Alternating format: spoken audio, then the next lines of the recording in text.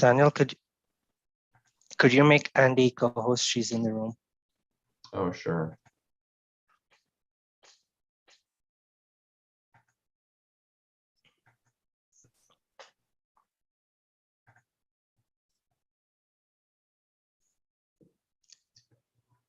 Happy Tuesday, everyone. For those of us who are joining us live on YouTube, we'll get started in less than a minute here. Thanks for joining us today.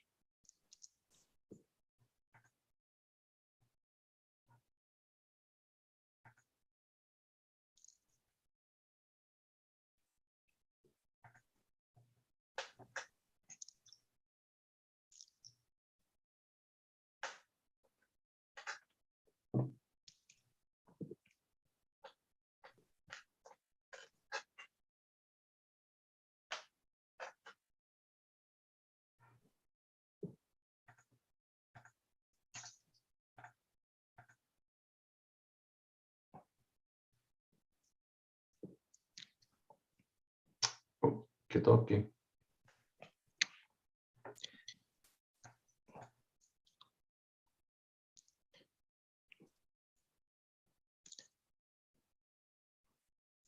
It's always the 1 minute before we start.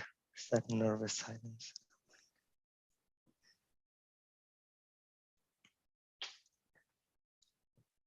All right, we're having participants trickle in to our Zoom webinar and our YouTube live. I'm going to give a couple more minutes for people to enter the room, and then we'll start the session. Is that okay, Ali? Yeah, absolutely. Okay, awesome.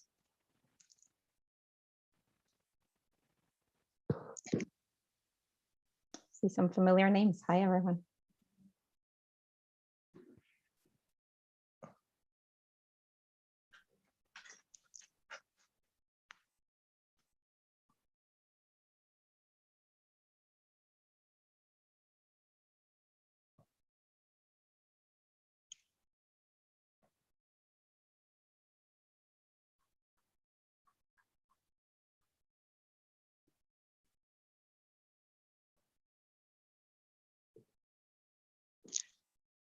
Hi, Miguel. We'll saw your message in the chat. We'll get started or actually, we can get started now. So welcome everyone to the Research Committee webinar. I am Gokul Paranjoti, and I'd like to thank you for joining us first.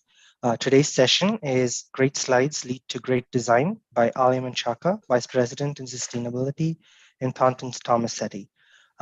Ali is a Vice President at Thornton Tomasetti. She combines expertise in mechanical engineering and building science to give clients a clear understanding of the impact design strategies and innovative solutions have on long-term building performance. Ali leverages research and simulations to provide project teams with sustainable design knowledge and expertise on energy, thermal comfort, daylighting, embodied carbon, and airflow topics. As a co-founder of Project Stasio, she is passionate about creating impactful conversations and analysis early in the design process, as well as improving the communication between analysis and consultants throughout a project. Ali holds a PhD from MIT in mechanical engineering and has taught courses on natural ventilation and energy in buildings, both at MIT and the Harvard GSD. Before I hand over the mic to Ali, I'd like to make a couple of announcements. So first, this webinar is hosted by the IBPSA USA Research Committee with the goal to share new ideas from research to the Building Simulation Committee. Visit our YouTube channel if you haven't already, and do consider subscribing to our channel and liking this video if you enjoyed the presentation. I will post the link to our YouTube channel in a while. If you also want to join our research committee, I will post a link to a Zoom form as well. Do consider joining the research committee as well. If you have questions during this webinar, please type them in the Q&A window. Ali will be presenting for around 40 minutes, and I will unmute our audience on Zoom for a discussion with Ali after the presentation. If you're on YouTube, we will collect your questions, and I'll make sure they get asked to Ali as well. Those are all of my announcements. With that, I'll hand it over to Ali, and I'll mute myself. Thank you. Let me set up my timer. We'll talk about timing slides. Hi, everyone. I am so excited to be here. I see some familiar names, so hi to those who I know, hi to those who I don't know. I'm going to start sharing my screen in a second. Give me 1 second. Share. All right. Just want to say how the pressure I felt in coming up with my slides, putting together my slides, given that I'll be talking about how to do good slide design. So it's been very exciting. Today, we'll be talking about how to think about how you communicate with your clients or with your audience. And so while the title includes slides, really, we're talking about communication and how to best communicate with our audience. This is really the premise of what motivated me to give this presentation. I have been in the situation, I'm sure you have been as well, where we spend countless hours running simulations and doing amazing analysis, thinking about metrics, thinking QA/QCing, doing this, doing that.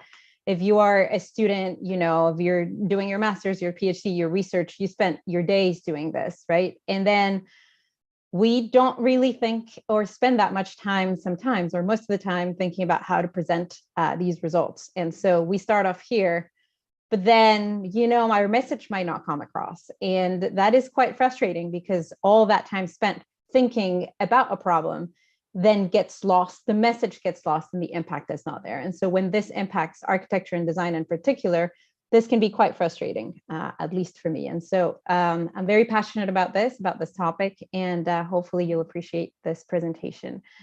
Before we start, I want to get, and so I am the one who's going to be launching the poll. Give me 1 second. Actually could hear polls. Okay, I just want to get a sense of continue. Yes, I think I did this. Yes. Just get a sense of who is in the room. So if you could answer, we're going to give a little bit of time. And while we do that, I'm assuming you can see the screen. The real learning objective, I just put one, is how can we communicate more effectively using slides? That really is the premise of today. And I really like this image because it's when we are communicating, when we do our analyses, we're very, very, very deep into our own heads and we're thinking tree. And then we think that how we explain it, it's obvious to the other person. And so frequently it isn't, right? And so I want to have a discussion with you on how to best do this. The focus of today's presentation in specific will revolve around how to do this for client meetings. And so I can see that we have a majority of building performance specialists like myself. We have architects, engineers, I'm excited. And we also have people from academia and others. This presentation is part of a series that is actually helping those who are considering submitting an abstract and writing a paper and presenting at conferences like SimBuild, how to be prepared better. And so I will have also an angle for conference presentations. So you'll notice I'll be talking about clients and designing buildings, but also talking a little bit about conference presentations. And so I'll end the poll. I think I can share the results, and I think that means you can see them. And I am going to stop sharing for now so that I can keep going. All right, let's keep going. Okay, so communicating successfully. I'll be talking really about three main principles. The first one is understanding who your audience is our audience, and this is just a very limited subset, is just as examples for those who are thinking about the client meeting standpoint. Is your audience a design architect, a technical architect? Is it somewhat technical? Is it someone not technical that has a particular interest on a project? Is it the owner? So that's a different type of audience, different type of interest. Or is it a conference attendee? And so if you're watching this this webinar to better improve your slides for a conference as well. So understanding your audience, number one. Number two is understanding and identifying what does your audience want to know. You might be very interested about the daylighting analysis you ran, but your owner might be very interested only on knowing if you're getting the lead credit, right? You might be really interested in changing a few things about the design, and your owner might just want something else. Your owner might be focused on money, and so we cannot necessarily talk to them about math, right? And so thinking about that is very important. So understanding what they want to know, and also knowing what we want them to know and how do we communicate that. Oftentimes we just jump and put things on slides that are the outputs of our analysis without really thinking, well, what is my message? How do I craft it and how do I organize it?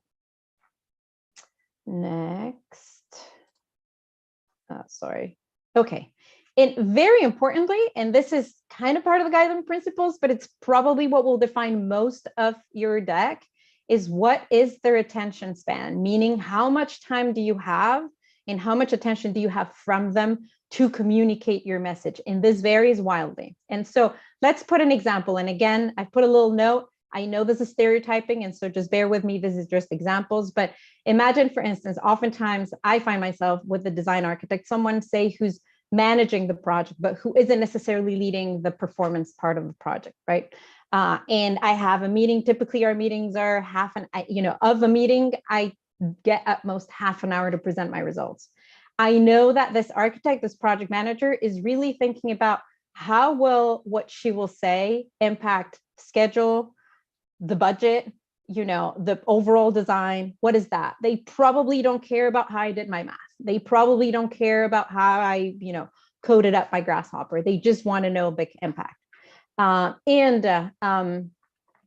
I've added here roughly. And so if I have about half an hour to present to them, I'm thinking that I'm going to aim for 5 or 8 slides plus discussion. And I'll talk about how to come up with that later. And this is someone who really wants a big picture message, right? But wants to be given choices. If I'm talking to a technical architect, those tend to be like, ooh, enlighten me, right? What did you do in your analysis? What did you learn? How can we use it? How can we, what if we change this? What if we change that? Can we, do we have any rules of thumb, etc.? Their attention span tends to be an hour, 2 hours, 3 hours. It can be as long as one wants. But if we're thinking about, say, a 1 hour meeting, then, the discussion, should really be framed around 10 or 15 slide tops plus some discussion. They want all the details and all the data to play with. You're talking to an owner, quick. Anyone who has talked to an owner, a developer in particular, you get 1 or 2 slides. You get 5 minutes at most to present. And what they want to know is, are you on top of things? They don't want to know about your analysis. They don't want to know about the details. And so when you craft your slides, you really need to think about this, because it really depends on who you're presenting to, what you're going to put in your slide, and what information you're going to put there. Finally, if you're talking to a conference attendee, so if you're presenting at a conference, typical Symbiont presentations are anywhere from 15 to 20 minutes, which means that you really should be aiming from 6 to 10 slides plus Q&A, right? Not much more. You are talking to someone who wants to learn something new. Either they're experts in the topic, they want to know what you do, but there might be not experts in the topic and your title sounded interesting and they just want to learn. And so you want to be able to communicate it as simply as possible with enough detail that you can target both the expert and the not so expert. Now, regardless of who your audience is, everyone wants to, sorry, I can't see the top of my, sorry. Everyone appreciates decks who have 3 things. And so this is how we're going to break it up today. Organized thoughts, slides that speak on their own, and an engaging delivery. If you are missing one of these 3, it's probably you're not going to be able to communicate your message that easily. Next, having trouble. Okay, so let's start with organized thoughts. How many times, if you're a building performance specialist, how many times has your first slide been just a result, right? We start off just dumping the results, right? How often are all of your slides just results, right? You have a title slide, just results, right?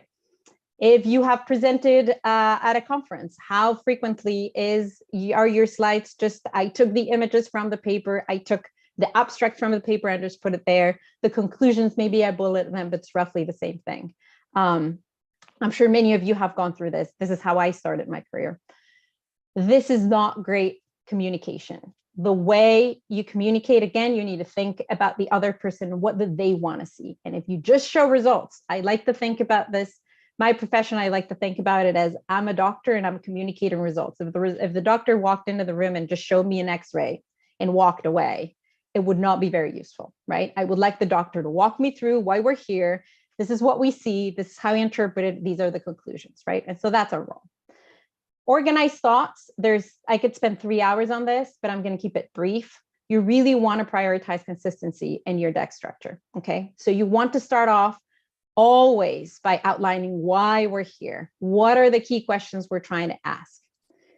Then you can have one slide, spend some time, depending on whether it's a conference, depending on who your audience is, how much interest there is in methodology. You spend some time talking about that.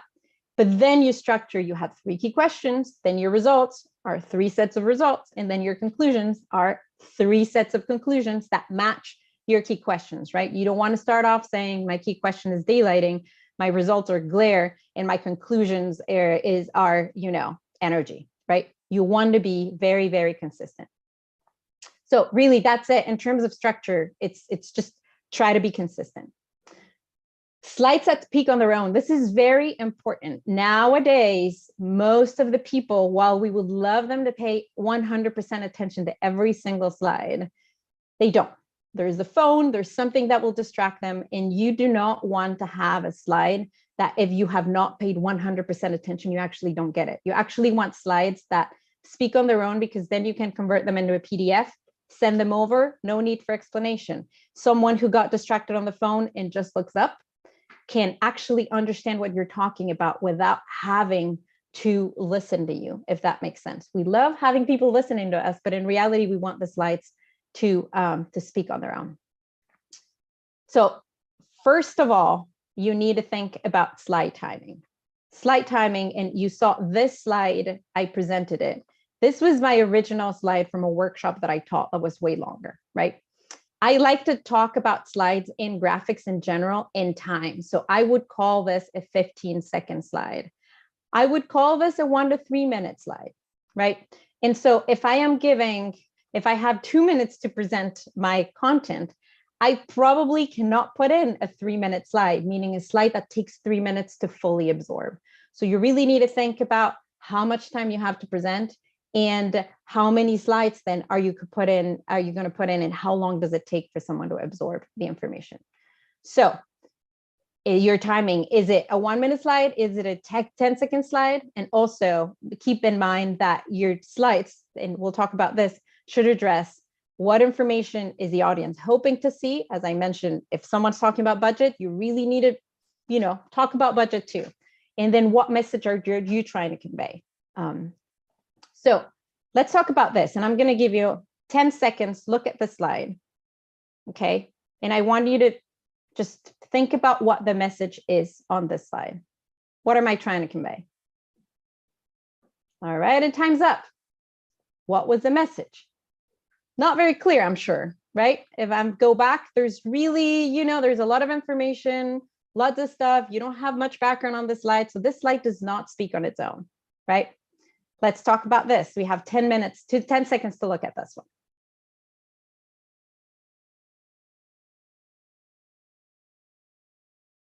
"10 seconds, that probably even felt long, right? You probably were able to absorb what I was trying to say in this slide. You probably got a sense that, the proposed design was 75% reduction. I'm talking about investment. I'm talking about cost. I'm keeping it very simple, right? Now, who I'm presenting to will depend whether I do a 10-second slide or a 3-minute slide, right? It will really depend, but you really need to think about who your audience is and what their attention span is. Now, how do you guide your audience's attention? This is the most important piece of today's presentation. How do you make this slide simple enough so that you have enough information to ask more questions, to follow up on, well, why are we at 82? Why were we at 120, et cetera, right? But still conveying a simple message in a few seconds. How do you do that? And I want to pause just for a second to state that the slides that I'm going to be presenting now are actually The credit should go to Aman Singhvi, who, if any of you know him, is a fabulous graphic communicator who works at AECOM, and with whom I taught a workshop on this topic. And I just like reusing his slides because they're the best. So this is how he talks about graphics, right? Or slides for the intent. The elements of a good graphic take advantage of how the human eye normally reads, interprets, and correlates information. Okay, so you really need to think about where is the eye going. That's what we're going to do in the next slides. So we're going to talk about 5 different aspects of a good graphic or a good slide. The first one is hierarchy. There's a natural hierarchy, right? Just look at this slide. How many of you read the word last first and the word first last, right? The eye typically goes from top left to bottom right. And so if you put the most critical information at the bottom right, it's probably not going to get picked up by many people, right? And so make sure that you're pushing things to the upper left corner if that's what you want, right? How many of you read second first and first second? Again, we read from the top down, right? And so make sure that whatever the message it is that you want to convey gets aligned, gets organized in that order, right? And so you want things to really flow in the direction top down, left to right. Again, secondary idea. How many people read secondary idea, before main idea, right? There's a hierarchy of scale. And so even if you put the two things at, two ideas at the same size or in the same location, you'll still have size, right? The larger text is actually going to be read first and before the smaller text. And so if you think about those graphics, right, there are some graphics that are beautiful that have metrics that really stand out. Why do they stand out? Because they have big numbers, right? 35% reduction. That draws our attention and drives us to say, oh, I want to read more. Is there a report that describes this, right? If we bury that 35% reduction into a little text on the corner or into 5 bullet points, it's not going to get picked up. And what you want to do is you want to engage your audience. So go back to this slide. Where are your eyes going first? This is where I would have loved, we have too many attendees to actually to actually get much of a little bit more of a lively discussion, but I am going to tell you that my eyes kind of go everywhere here. They go to these percentages, they go to the ECM, which are kind of coded up, right? They go here, they go to the colors, they go to EUI. I don't necessarily see a hierarchy, right? Where do your eyes go first here? My eyes go first to this image. I can also see that I'm highlighting this. And I notice that, oh, there are metrics which drive my eyes to understanding, well, what are these metrics? And I start identifying colors and I start recognizing that the colors actually are linked to a particular legend. So this graphic actually has a lot of depth in terms of analysis. You can imagine how much time this person spent doing a particular analysis, coming up with the right graphics, right, with the right metrics, right? There's there's a spatial distribution of daylighting, description daylighting. There's also conceptual drawings. It's very graphically very clear to understand, but there's like 6. So think about how many simulations there are here. There are 5, right? There's 2 outputs plus the spatial outputs. How many of us would have put all of this into 10 slides, right? There's a magic in putting things in one place, but providing a hierarchy that really drives our eye in one direction or the other. And I want to point out that this slide, and I'll talk about Project Stasio in a little bit, but this graphic was actually not created by me, it was created by Misha Semenov and submitted to Project Stasio. So that's hierarchy. Let's talk about layout. You first need to have a clear story to tell, right? You need to know what the message it is that you want to give. But then you really want to choose a layout that best explains your story. Oftentimes we will say, compare for instance, you're doing an analysis of the impact of various massing scenarios on daylight penetration, right? You have two ways to organize the data. You could just say, I'm going to go and I'm going to have 3 slides on the first massing, 3 slides on the second, 3 slides on the third, right? Or I could have just one comparing the 3, right? And it all goes back to what is your audience trying to see? Are we trying to compare the massing and see which one is best? Or are we really trying to analyze maybe 3 different buildings, right, that do different things?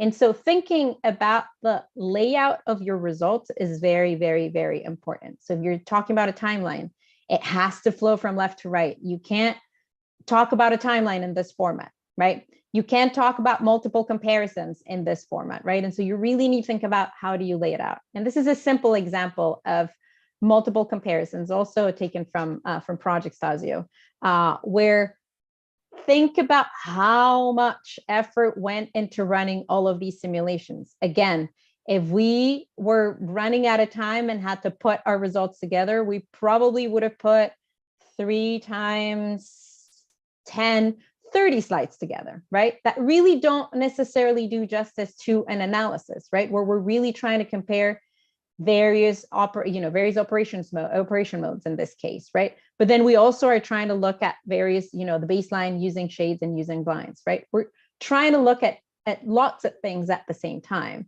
And if we just put 1 slide for each one of them, by the time you get to the 10th, no one remembers what you showed on the first one, right? So laying out your results is very, very important. Consolidating your results is very important. We now move to focus or emphasis, right? What are you emphasizing, right? So we talked a little bit about hierarchy, which is how do we see things, but then how do you take advantage of that? This is super interesting. Again, all the credit goes to Aman, who has taught me all of these. I feel that after I taught the workshop with him, I became a better slide maker. The von Restorff effect is one that indicates basically that the different object is the one that stands out, right? And so if you want something to stand out, if the message you want to give is you maybe want to show lots of results, but you just want to convey one message, you can change the color. You can make it stand out. You can give it a different hierarchy. And so let's go back to this.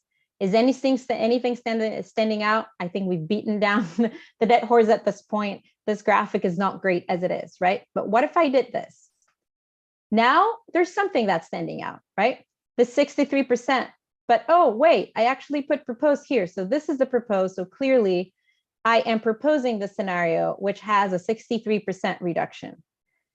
This is great, but this would be even better because remember the message I'm trying to convey is this is what I'm proposing. And so it's much better to have the text above, high up, because we read from top to bottom, than having it at the bottom, right? So it's minor things of how you move things around, how you move information around that make the eye go in the right direction, right? But maybe this is not the message I wanted to convey. Maybe I wanted to convey how much heating we've reduced or how much we've reduced the burden from the campus central plant, we're reducing the burden on heating, right? And so then I use the same set of results, I gray out everything else. So there's still the information still there, but then I provide a hierarchy with, a box and then, 2 very bright arrows indicating the things that I want to call out. I could have for the purpose of the slide was to say, regardless of what we choose, we actually are at least 47% reduction. Maybe that is my message. And so if that's my message, then there are ways. I struggle with this one. I don't love the red circle. I think there's other ways that I find this stands out a little too much, but I do feel this one at least reflects the fact that all I'm trying to do is lump all of the options and just saying, regardless of what we do, we're at least 47% reduction, right? So it's very different what we want to emphasize. And so one thing is to put the results, to take a screenshot or take whatever from Excel and put it in a slide.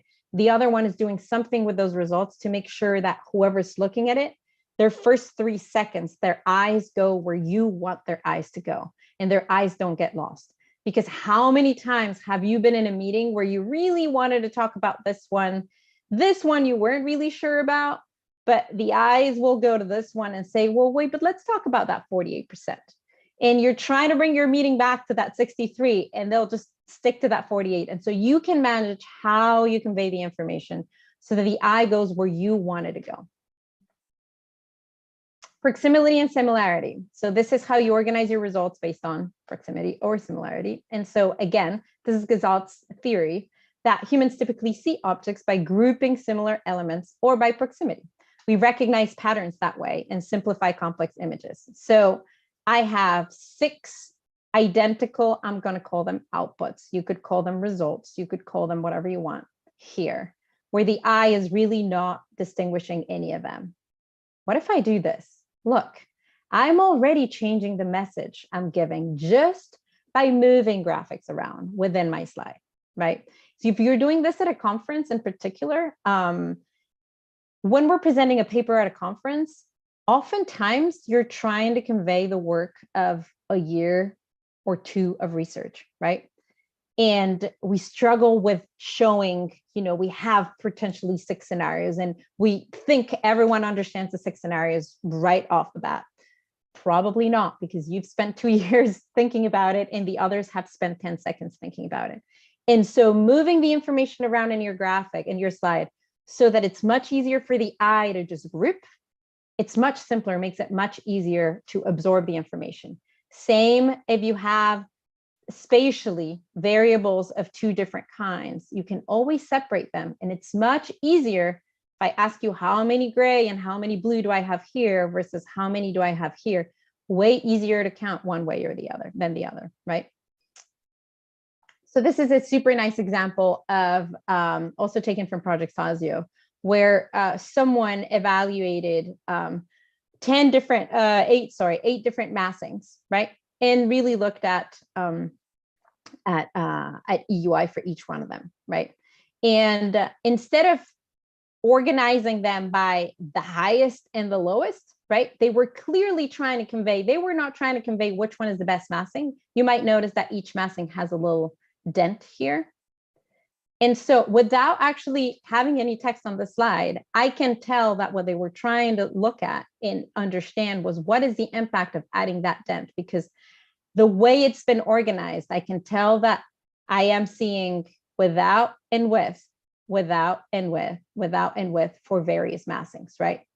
And so the message that you would be conveying would be completely different if you were organizing this one first and this one last, with just the massings falling as they go, right? And so again, what is the message that you want to give as you organize?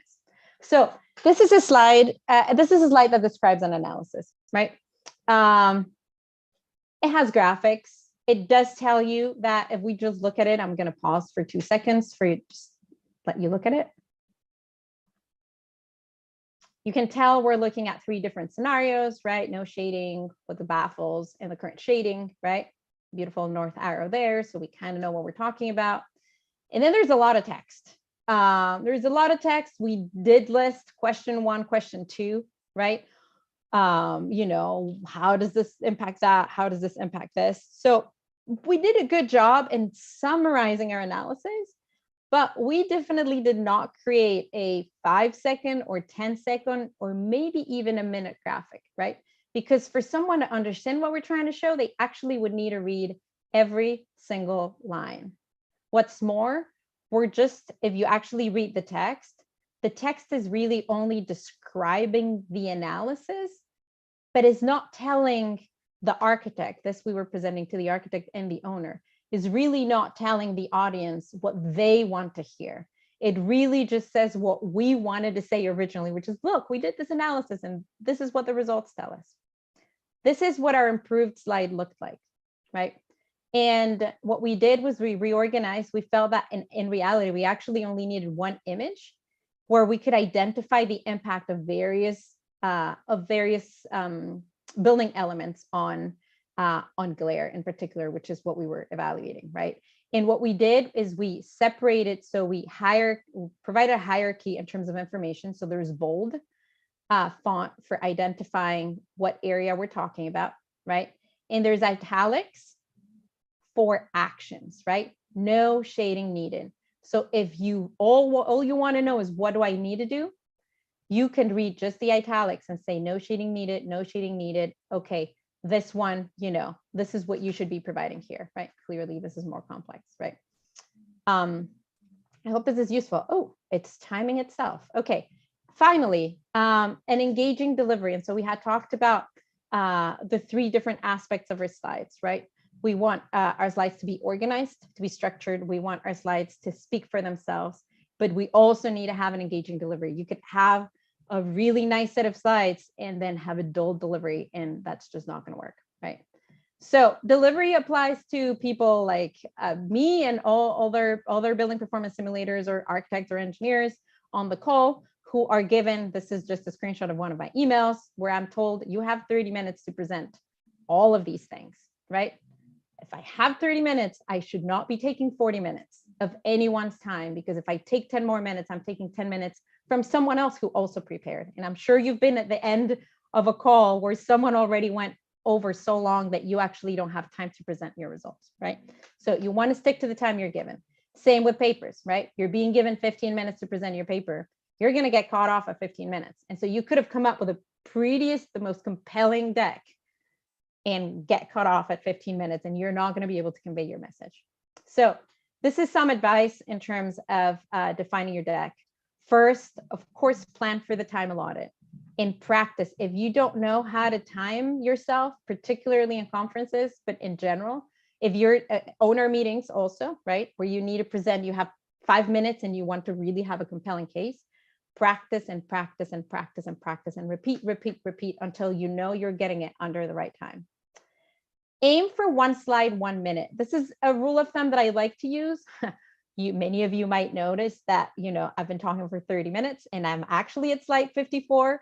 So don't respect it all the time. I've come to realize that in reality, it depends on my audience, depends what I'm presenting, depends if I'm in control of the speech, let's say. Right now, we're not having a conversation. If I were in a room at a conference room, I know there would have been interruptions already. We would have already had discussions. Now I know I'm controlling my content, and so I can aim for 30 seconds a slide.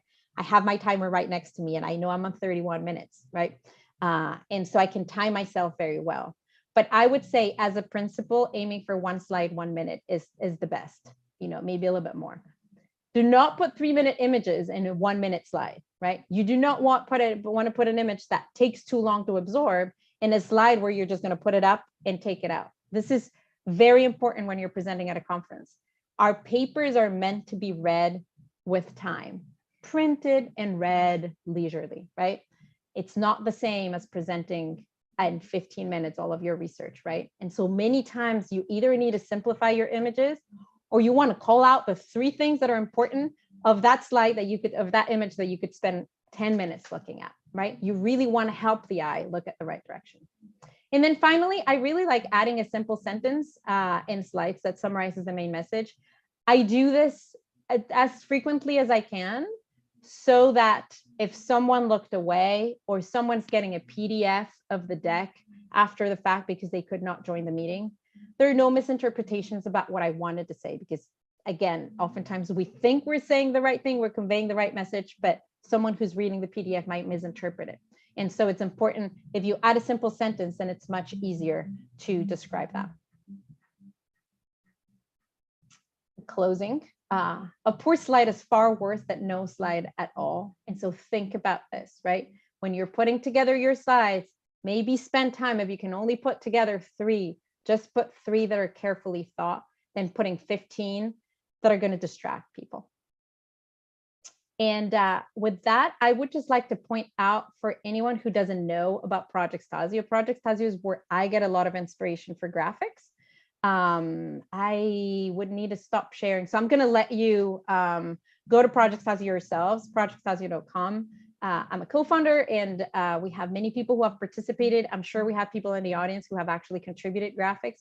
It's a crowdsourcing platform where anyone can submit a graphic that they thought led to good design. So it's not necessarily a slide, but it's a graphic, right? Something, a graphic that has a particular hierarchy that they felt was nicely organized and impacted design. We ask them to tell their story about their graphic, etc. And so I get inspired our team gets inspired with these graphics, and so I highly encourage you to check it out. And with that, I would like to thank you. I'm gonna just leave this one up. It's more colorful, but with that, I would love to open it up for discussion, questions. Remind me, do I stop sharing? Remind me how we are going to do this moving on. I'm not sure. You could stop sharing. I think let's keep the slides, because I think when questions come up, you can, if you want to move. I'll reshare. How about that? Oh, perfect. I just reshared. Okay, perfect. Wait, okay. I just want to make sure that I'm not sharing my full screen, because if I have people on Outlook or whatever sending me, okay, I think this way and share. Okay, I think you can now see my slides. Yes, all right, I can see your slides and you. Yep. Okay, I'm going to leave it here. All right. Perfect. Well, thank you, Ali. That was a great presentation. I'm an early career researcher myself. I'm going to go back and rework on some of my presentations with these ideas before. I'm gonna, and another reminder to our audience that to use our Q&A panel to submit your questions. I'll ask them to Ali as and when they come in. And our first question, though, is from our panelist. Nathaniel has a question. He asks, what would you say to young presenters who have a lot of data to present, but aren't sure how to turn it into a message? That is a very good question. I would tell them to start off thinking about how do they describe their research to others in 5 minutes. Just time themselves and try to describe, maybe if they can talk to people who are not familiar with the research, just do it, or do it as a self-exercise. Put 5 minutes or 3 minutes on the clock and describe what you're trying to do, right? That typically helps you weed out any extra type of details, right? If you know the elevator speech that we're taught to say, right, it allows you to, which is just a brief way of describing what you do, allows you to really weed out details that might not be necessary. When you're thinking about a presentation, particularly if it's coming out of a paper or a poster, it's just so tempting because it's easy to just take those graphics and put them in a slide. They're just not the same format. They're not perceived the same way. They're not seen the same way. And so if this is your opportunity to sell your research, because that's really what you're doing at a conference, really be mindful of how, what graphics, pick the one or the two results that that you think are the most important ones, and just focus on those, right? Don't spend too much time talking about assumptions and methodology. But leave that as backup. I feel that's something that helped me a lot when I was a grad student, was to put it all together and then take full slides that I felt were too technical and put them as backup. And that way you feel you have that information. We oftentimes think that by showing a simple graphic, people are going to think, oh, well, they didn't tell me how, what turbulence model did they assume and what mesh and how do they do this and how do they do that. And so that's oftentimes one of the reasons why we fill out slides with text. I would say have those textful slides, in as a backup. So if someone actually asks you, what turbulence model did you use? And can you talk about how you meshed your model? You can always say, oh, absolutely, I have a backup slide that addresses that. But then if nobody asks, then you will have had a very clean presentation. If anyone if anyone else has more thoughts, I think you can put them in the chat, with your best tips. Yeah, we'd appreciate your chats as well.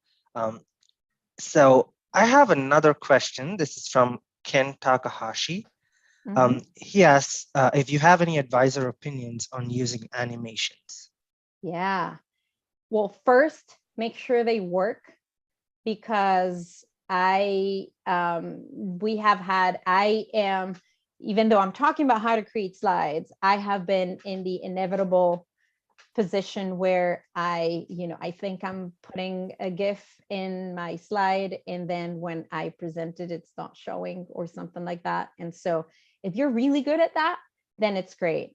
Make sure the animations are meaningful. What I like to do with animations is have an animation that doesn't have too much information in it. Animations are great when you're describing sun paths or just time dynamics, right? Temporal dynamics. So something that evolves with time, right? And so you see that animation evolve and come back. And that tends to be extremely useful to communicate.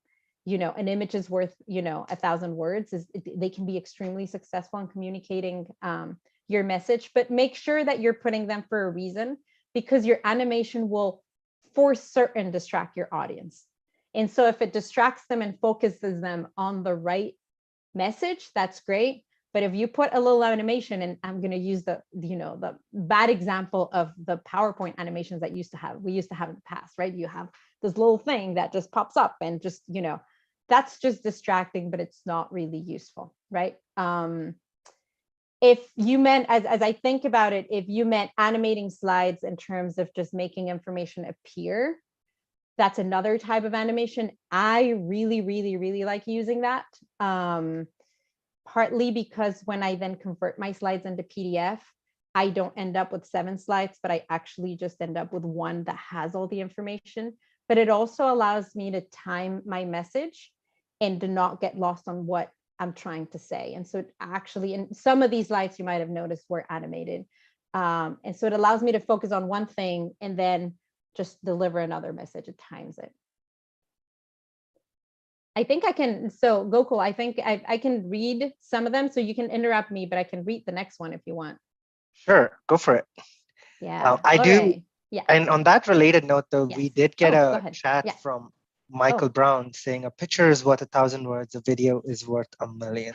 I'll just leave that there and let you go to the next question. Absolutely. No, I agree. As long as it's the right video, right? You don't want to distract. But if you have, and I can tell you, I have done, there's one video of one CFD simulation that I did for a client, kind of just for fun at the end of my analysis, just because I wanted to record a video and put it in a slide. And that has been used, it is still getting used in marketing material, and so definitely it can also be very attractive to have animations, but make sure they run. Otherwise, there's nothing worse. We could just create the analogy of, there's nothing worse than having a video that doesn't run. All right, what would be your advice on graphics besides presentations such as portfolio or website? Well, unfortunately, I am not a graphics designer, and so I would not be the best person to advise on that, other than if I were to do it myself, I would follow Aman's advice of, where's my eye going first? Where's my eye going next? But other than those principles, I don't have advice on that. I'm sorry. All right, Rushan, hey. Do you have advice on transitioning to different topics or different speakers within the presentation? Are title slides a good idea or too jarring? Ooh, great question. That's a matter of style. I really like having transition slides. You notice that I had them in my presentation, mostly because that's how I craft my presentations. The structure that I showed, I tend to start off with that structure to begin with. And so I say, okay, I'm going to have a key question slide, and then I'm going to have 3 key questions. I like to keep it at 3 always. And so I'm going to have 3. So I'm going to have 3 sections, and then I'm going to have 3 conclusions. That also gives a pause, and it allows you to transition. If you have a different speaker, you can pause and say, so that, that's what I had to say about embodied carbon. And now we have Mike, who will be talking to us about, operational carbon. Mike, I'm going to pass it on to you, without necessarily having a new slide behind. Because if you're presenting a new slide, people are no longer listening at you, right? And so those title slides allow the audience to focus on you, or I guess allow you to have focus from the audience, rather than starting to look at the content of a new slide. All right. If you need to do a live demo, what is your recommendation? It would be great if you could elaborate on that question. I'm not really sure what you mean. Gokul, maybe do you interpret? Yeah. I don't know either. I would interpret this as if you wanted maybe you have a model or something to showcase, maybe a product. Yeah. Yeah, if you anonymous attendee, if you could just elaborate on that, I think that's a Yeah. great question, but I want to make sure we answer your question and don't go off on something else. We have a comment from Rosalind. Hi, Rosalind.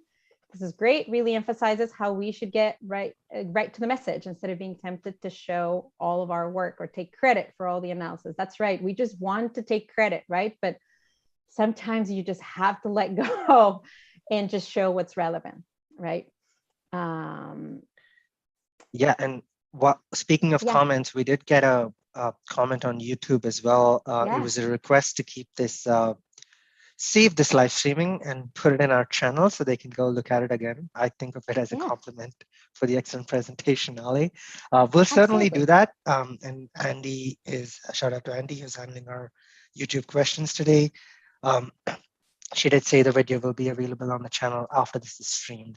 So thank you for that, Kura, with your YouTube comment. And then while we're still waiting for our anonymous attendee, we did see another question from Justin. Justin, awesome. How much time would you devote introducing yourself? Does it matter to the audience or not? That is a great question. And sometimes it matters and sometimes it doesn't, right? It matters if they've never met you, right? And you are going to be interactive with them frequently. So it's very important for you to introduce yourself. It also matters if you want to give, if you want to, what's the right word? To show off your credentials, to just give a little bit more on why they should be listening to you, right? And so I think it would be very different. For those of you who don't know, I did my PhD on the topic of natural ventilation. And so if I were to give a presentation to a client or to anyone, and I just say, so we're going to be talking about natural ventilation, this is what natural ventilation is, right? It's very different than if I said, hi, I'm Ali Menchaca. I actually did my PhD on natural ventilation at MIT. That I know that is going to certify, and give more confidence to the audience that they're speaking to an expert, right? And so if you want to portray yourself as the expert you are, then definitely do that. If you are not the expert, right? If you are presenting on behalf of someone else on embodied carbon and you say, hi, my name is Justin, I don't know much about embodied carbon, then don't introduce yourself that way, right? But I do think introductions are, we're humans. We like to know who we're talking to, but you can keep them brief. You can keep them brief as well. I have colleagues who just say, hi, I'm so-and-so, and that's it, right? I think it depends on the audience again. Yeah, and I might add that as an early career researcher and someone whose name is not easily pronounceable, sometimes it's good to introduce yourself in meetings so people don't get confused on how to pronounce your name. And also, I feel like I really agree to your point on talking about your credentials, though. Sometimes it's important in a room of important people. And I'll add that if you are presenting, so I have given many presentations where there's a mechanical engineer, there is me, and there is an architect, say, right? And we're presenting. As a sustainability consultant, TT, for instance, my title is vice president. I add of sustainability, but technically I should be adding it. And so I only show up as vice president, and that really doesn't say anything, right? And so when we're giving a presentation with, say, an architect, an engineer, and myself, there definitely is a reason why we picked that setup. And so I will say, and I represent, like, of this presentation, this is what I did, or this is my angle. Whereas the architect will be providing this angle, whereas the mechanical engineer will be providing this angle, because people sometimes, because I have a PhD in mechanical engineering, will think I'm a mechanical engineer, and in technical words, I am not, right? I don't size ducts. And so, or do all the other wonderful things mechanical engineers do, but I don't have the capability of sizing systems or anything like that. Seems like there's not a lot of text generally. Do you avoid paragraphs on slides? Yes.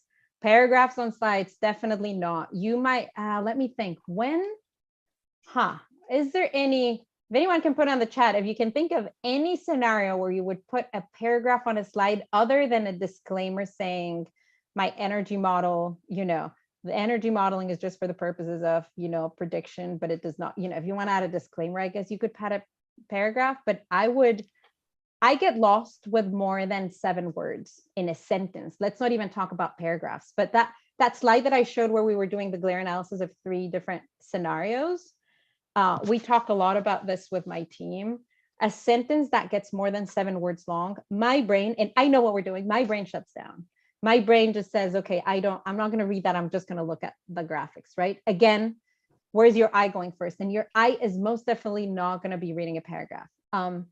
Maybe when you're quoting, I've used paragraphs when I'm quoting, say, my client's sustainability goals, and they have like a whole quote that is 2 or 3 sentences long. I'll just put it in quotes and leave it there. If there's text that is very relevant and that I will read, right, then I would put the paragraph, but I would read it. Otherwise, I would say avoid, absolutely. Any thoughts on the challenge of developing graphics while the story analysis is changing? Oof, well, isn't it always changing, right? Isn't it always changing? I would say that's more delivery probably than developing graphics. You might have noticed that actually there was one graphic that the one that had like the pink and blue colors that said 75% reduction had something called, I think, baseline design or base design, and then I changed the labels just because it was identifying of the project for base design and proposed design, but it was actually the project at schematic and at DD. And so there's certain projects, I think that one should be recognizing that things are changing, analysis is changing, and story is changing up front. And so there's nothing wrong with that. But it's always I mean, it's how you deliver it, I would say. I don't think I'm answering your question very deeply, though. I think you develop the best graphics you can. If you anticipate something else coming along, right? So if you're done with 3 out of the 5 simulations and you have to present and you want to make it clear that you're not done and there's 5 more, you could leave a blank space for 5 more. You could leave it a table. We've done this frequently. You have a table where you list the 3-4 things you've done, and then you list the 3 more. For CFD analysis is very common because it takes so long to model that you typically have a meeting to update the client on the first 3. Then you just have a table that indicates that, TBD or, in progress, so that you're showing that it's in progress. I hope I answered your question well, Chris. I hope so too. And I'm going to interrupt with a comment on your previous question from Derek Adair. Yeah. Hopefully I'm pronouncing that right.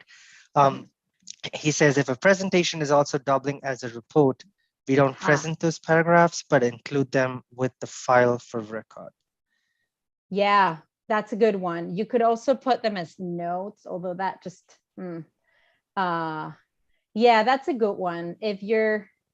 I honestly, yeah, we typically don't do slides as reports, as the official report. Our slides are typically always interim, which is why I like to have that one sentence in, so that it our conclusion is pretty clear, right? You typically only have 1 or 2 things to say about your results, like relevant to your audience, right? But that is a good point. If you have a report, yeah, just don't use your report as slides. I mean, just try to think about it twice, right? And just maybe you zoom in and you just show the graphics, and then you submit, you add paragraphs to the report, but don't use real estate on paragraphs that no one's going to read. Andy commented again in the conversation saying, Derek, I've definitely done that. And some organizations apparently like them, but she doesn't present it that way. She wants us to know. Great. Thanks, Andy. Our next comment is from Rosalind again, and this is great. She says, it seems like a good idea to emphasize your credentials if you're an underrepresented minority in the engineering field. I was not that upfront about it, Rosalind, but that's probably, maybe that's why I do it. I have a colleague who is very experienced, but looks very, very young. And he has told us he's a principal in an architecture firm, but he is always considered like a kid in the room. He's starting to have some gray hair now, so I think that gets solved. But other than that, he looks so young. You would not believe what his age is. And so he wrote a book. So he said he always introduces himself and says, I am so and so. I've written a book on this, just so that people understand that he's not the intern who just joined the firm 2 days ago, but he's actually a principal. So not only as an underrepresented minority, but I would say in general, Rosalind and everyone, you definitely want to, we don't sell ourselves enough sometimes. So credentials are useful then. And I might think one of the funniest things that was told to me was to have facial hair because I do look young and people will Yeah. take me more seriously. Yeah. So yeah. Cool. We don't have any other questions or comments at the moment, and this is perfect because I could do my plug again. If you want to join us at the research committee, or if you want to join Project Stasio or the Please. architectural committee or any other committee, do consider joining us. I pasted the link in the chat. I will also paste a general membership link to IBIPSA USA. There's the education committee, the emerging professionals committee, and there's a ton more committees you can check out. This video will be live streamed. It is being live streamed in our YouTube channel. It will be available in the YouTube channel. Consider subscribing to that and liking this video if you enjoyed this session. I also want to add that next week, June's lucky because we're having two great presentations. Next week, on June 23rd, next Thursday, we have Ronnie Dutta from View Inc. presenting to us on modeling electrochromic glazing. So if that's up your alley, do consider joining us at 12 p.m. Pacific time for Ronnie Dutta's presentation. Actually, we're right on time with those announcements. Let's see, we don't have any other questions.